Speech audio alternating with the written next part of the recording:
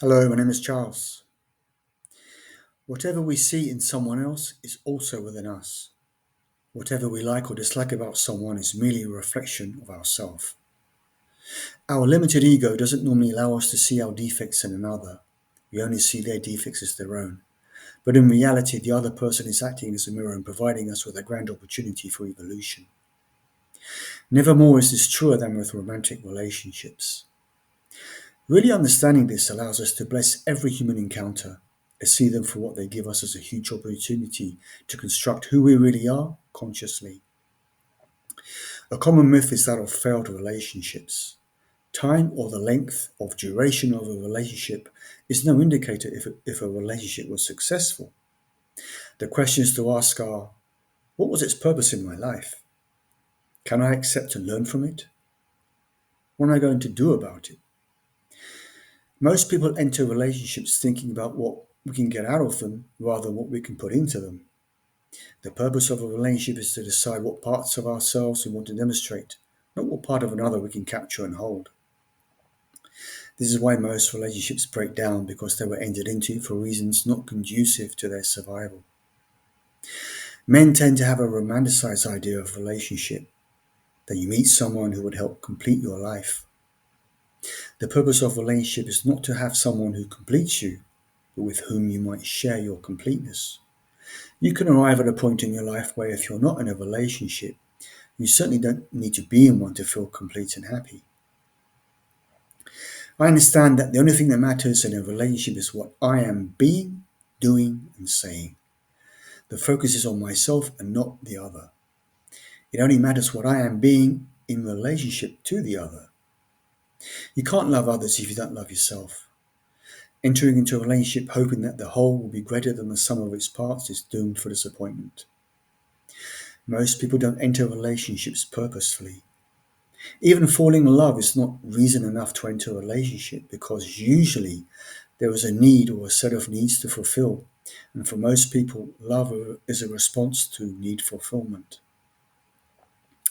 If you're interested in long term relationships, it's much more appropriate to agree on a purpose with a potential spouse, to create an opportunity, not an obligation, but an opportunity for growth, for full self expression, for lifting your lives to their highest potential, and for the ultimate reunion with God through the communion of your two souls.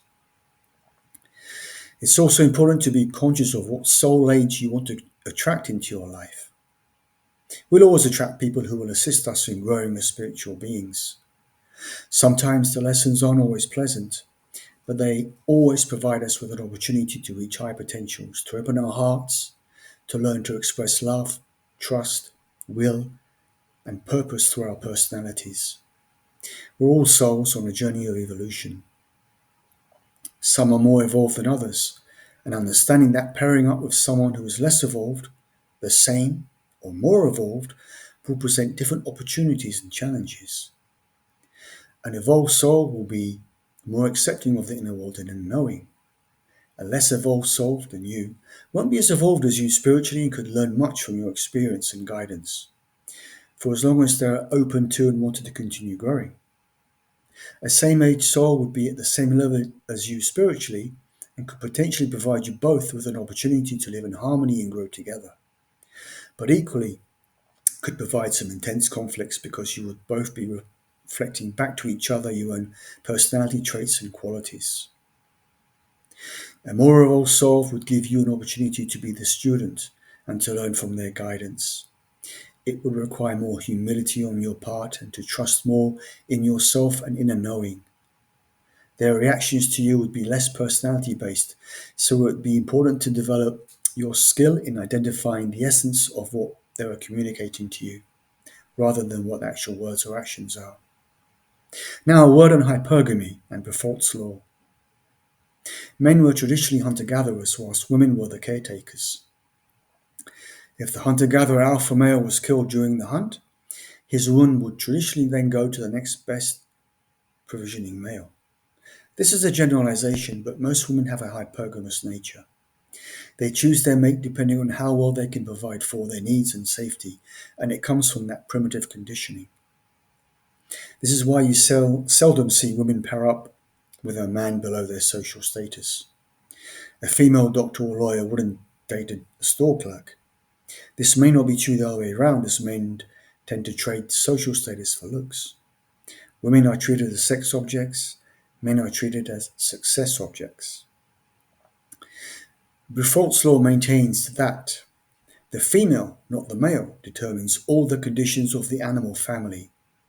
Where the female can derive no benefit from association with the male, no such association takes place. Today, we would say relationship rather than association. Now, Bruffault's law isn't presented as fact, nor is it dismissed as fiction. It's simply something to think about, especially as the possible cost of entering into a long-term relationship with the wrong person can become very expensive, since family law in most countries, well, Western at least, is weighted towards women. The purpose of presenting all this is to again to understand relationship dynamics and for men to understand the importance of continually working to become better versions of themselves. We live in an abundant universe, and so there are a number of potential soulmates that we can possibly meet. This is evidenced by the fact that most people have had more than one romantic relationship in their lives, really important ones. I once met a divorced man who was convinced that the opportunity for true love had passed him by. He believed that his ex-wife was the love of his life and that he wouldn't find love again. What thoughts or beliefs do you currently have about deserving or attracting a life partner into your life that could be limiting? From where do they come? Questions to consider before entering into a romantic relationship. What qualities do I want to express to my partner? What qualities do I want to experience from my partner? What are the qualities you want in a partner? What do I want to experience with my partner? What do I want to create with my partner? What do I want to create to my partner and the world through our union? What soul age do you want in a partner? Younger, same, or older? What are the values you want in a partner?